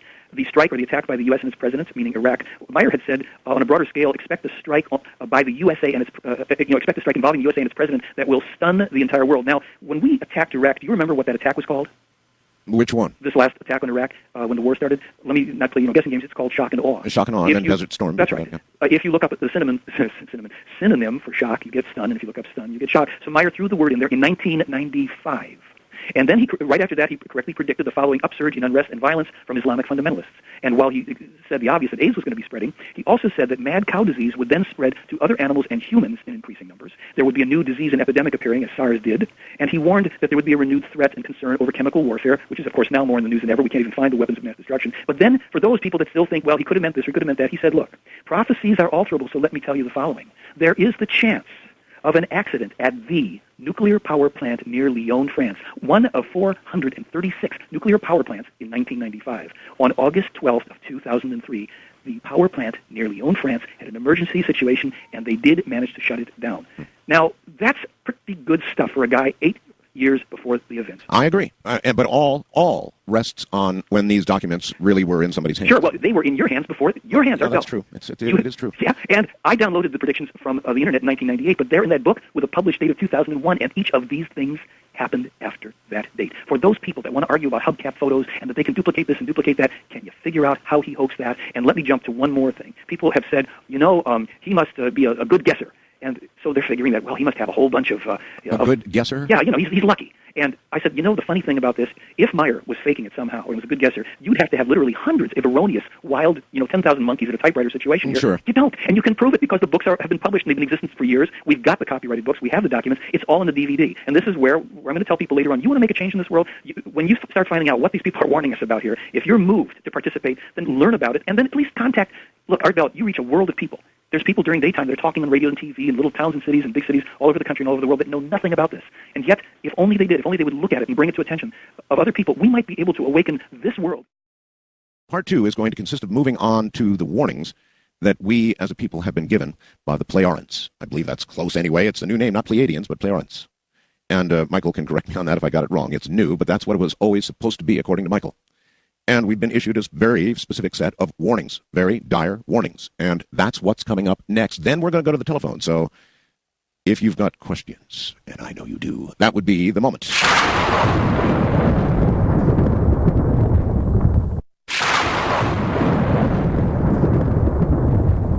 Kind of nice to hear the thunder going out occasionally. I guess they put that on there, and so I thought, what the hey. I think anybody listening to the last 2 hours objectively has to be a little bit impressed. Really does. Certainly I am.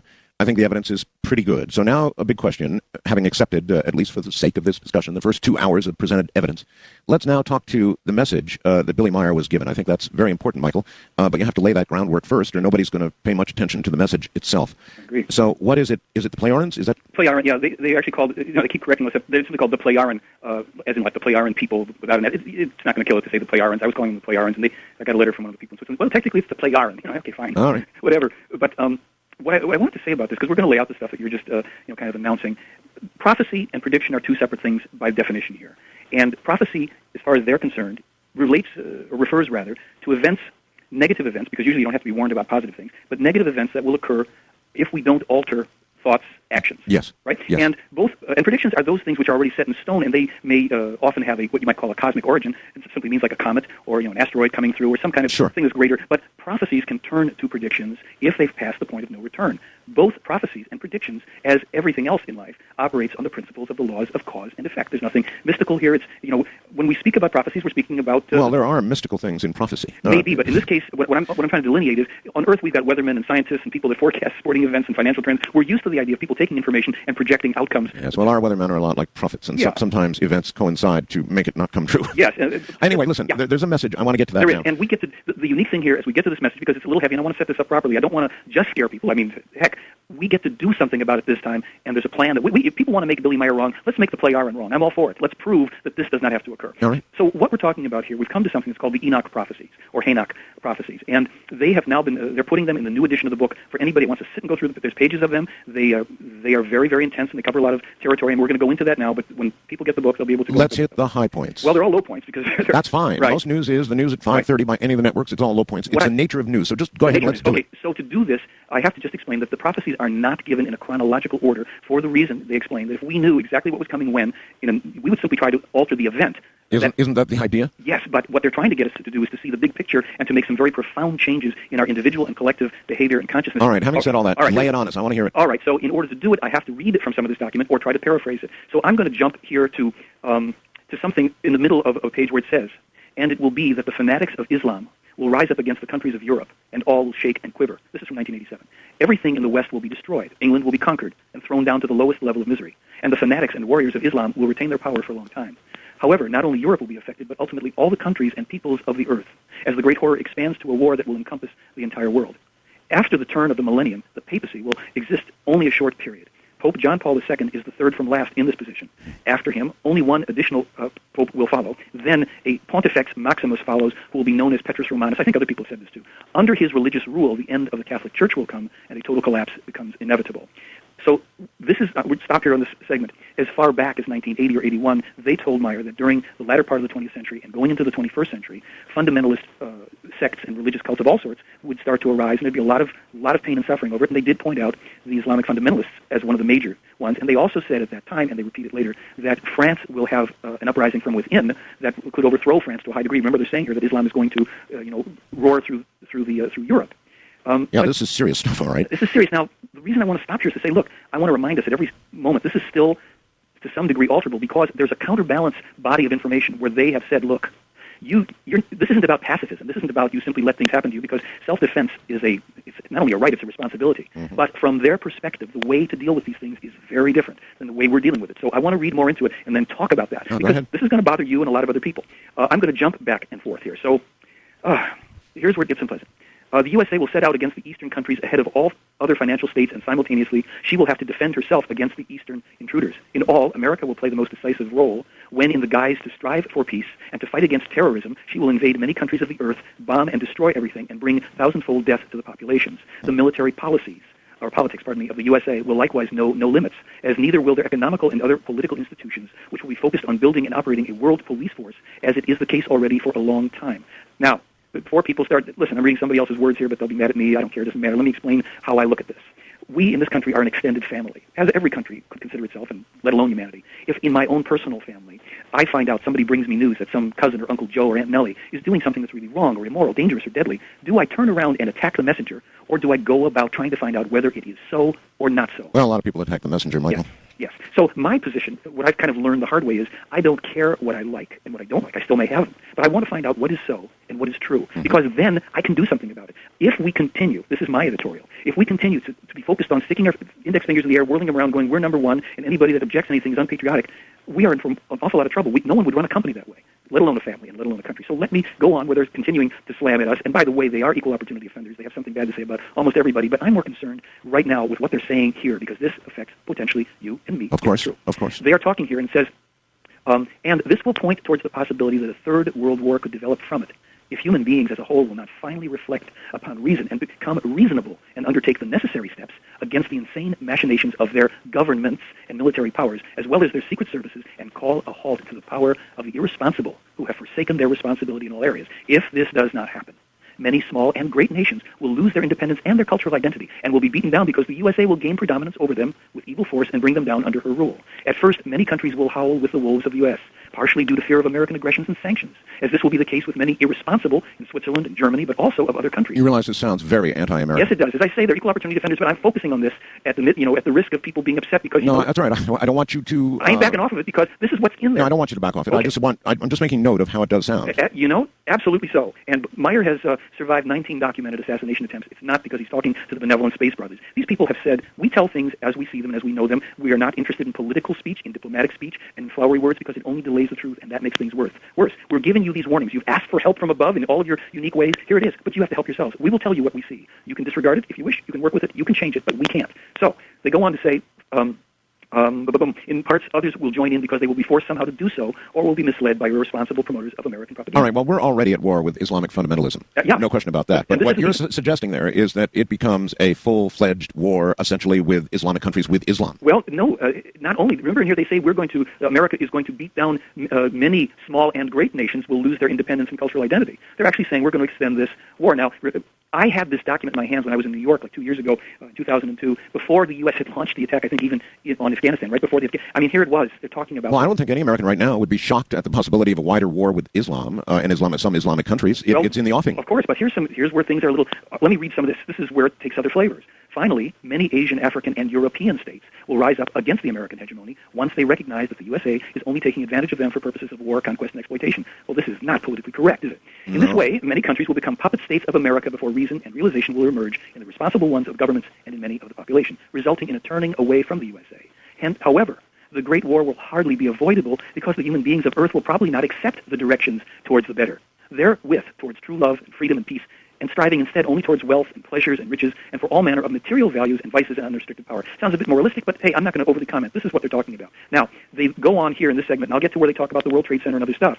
But remembering now, this is from 1987. The first version of this was from 1980 or 81. Yes, that is well worth remembering as you listen to this, when the time frame that it came from. An awful lot's happened since. Well, you know, in the same document, as I say, this is many pages long, in this document and in the original version where they didn't talk about the World Trade Center in this part, they mentioned, for instance, they said, in the future, there's a danger of India and Pakistan entering into a nuclear conflict with each other if they're misled into this action. Now, back in the 80s, they didn't even have nuclear weapons, but in October of 2003, we may all remember... Well, right now, though, Michael, the actions that I see that we have taken, I see as still self-defensive. We were attacked. We didn't run over and attack any Islamic country or any training camps. Just be well, we did hit a few of those in Afghanistan a long time ago. But I mean, as more or less, we took no major act of war against the Islamic fundamentalists. They certainly did come after us. So let me address how they have been addressing that, if I may. Okay. You may may take a sip of water here because we're doing some industrial strength here. Oh yeah. Okay. This is how they have expressed, to the best of my ability to express it right now. And again, people can actually read it all for themselves. What they have said is this, and they foretold this before the strike in Afghanistan.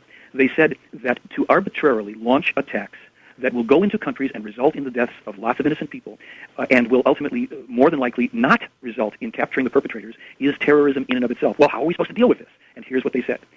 You, in your world, need what is known as a true global combat-peace force. And that means armed, trained military personnel who will beat the peace into people. No. I mean, it's. I guess that's a lovely way to put it, isn't it? Yes. You know, you're going to love me or else you had it. Well, what they're saying about it actually is that if this force is drawn equally from all peoples on the planet and operates under a true international legal structure with a true international court, whereby there is no party and no nation that is immune from the laws and the enforcement of it, this international armed peacekeeping or peace combat force is empowered to go and pursue any and all terrorists, dictators, revolutionary forces, warmongers, wherever they may be. Once they are identified, they are sent en masse to go get them. Now, they specify... Yeah, but, Michael, some of the way they put it, the way it was said, sounds like it comes right out of an Al-Qaeda pamphlet on why we hate America. Because America is going to come and do this to countries and do that to countries and seek out people and kill many innocent civilians. I mean, that could have come right out of an Al-Qaeda pamphlet almost. This is where we go back to something about what is true and what isn't. Now, that may or may not be true. I'm not going to tell you this is true. We have to decide this for ourselves. I'm not going to back away from saying... No, don't back away from anything. I'm just telling you what it sounds like. Okay, but here's the thing. Our enemies can also be right about things. That's the unpleasant thing. Just like we can be right about things about our enemies, and they're not going to like it. We have, in my opinion, we've got an illusion that just because we are powerful and successful and strong, and we most of us aspire to the good, we champion it, we can do no wrong, or we would do no wrong. But it almost sounds like America turns into a sudden Nazi Germany, a power, laying down colonial lines for themselves all over the place and taking over the world. That's how they're making it sound. And there are those who have certainly published adequately to present that point of view, that it is something that our country, our military, our secret governments, whatever, have done. We've interfered in the affairs of countries everywhere. All right. Hold it right there.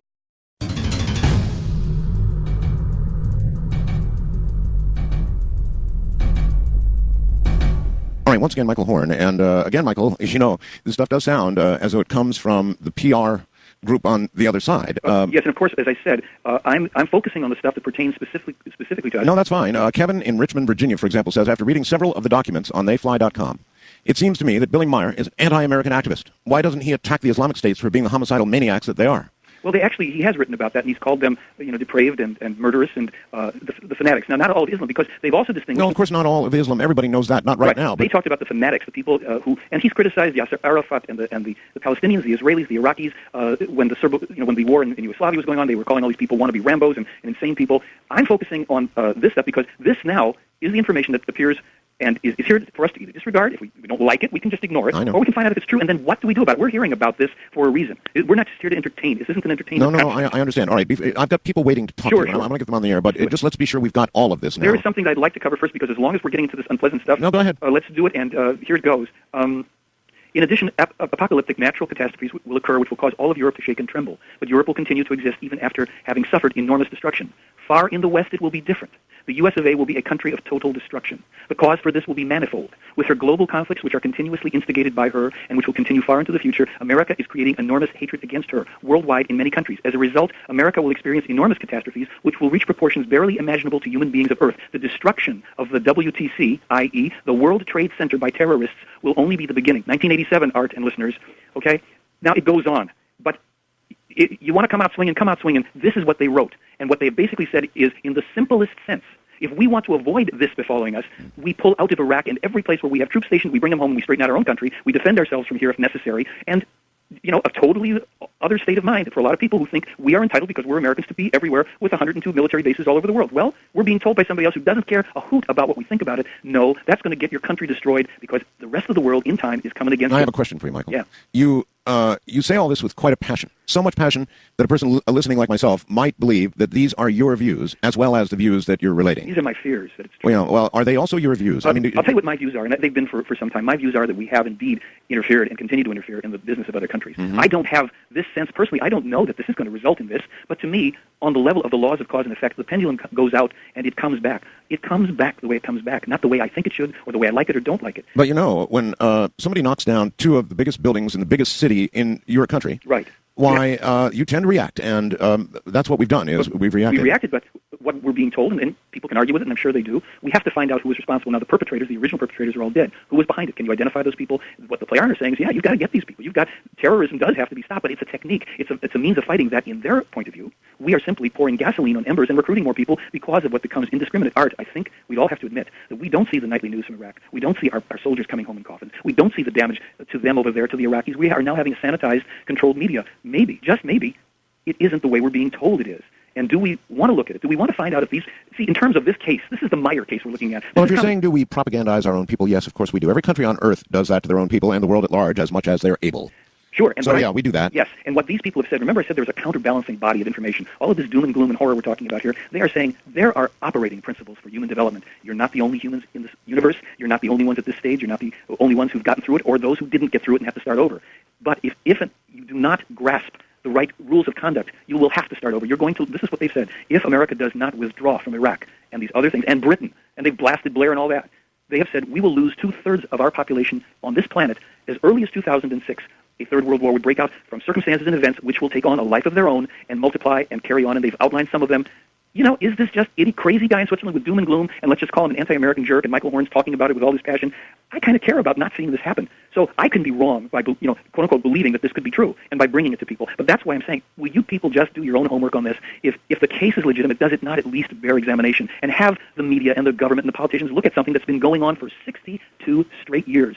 A man has dodged bullets and knives for 19 of those years because someone wants to put him out of their misery. I'm sure. That's a lot of trouble to go to for a hoaxer. How does a man raise a family with 3 people, the 30-year marriage which crumbles while he's planting his crops and all the rest of it, taking 1,200 clear daytime photographs, 8 films. He's got a video, sound recordings, and metal samples. He publishes prophetically accurate information. He must be a genius, a mad genius of a stellar level with astounding abilities, or he's a real contactee. Well, that's why you're on the air, Michael, because this is all very interesting, disturbing, it's interesting. Disturbing hell. Yeah, it really is. Sure it is. For a lot of people, it's extremely And that's disturbing. what I'm saying. Please, folks, there are other specific little chunked down personal things that each of us can do to actually turn this.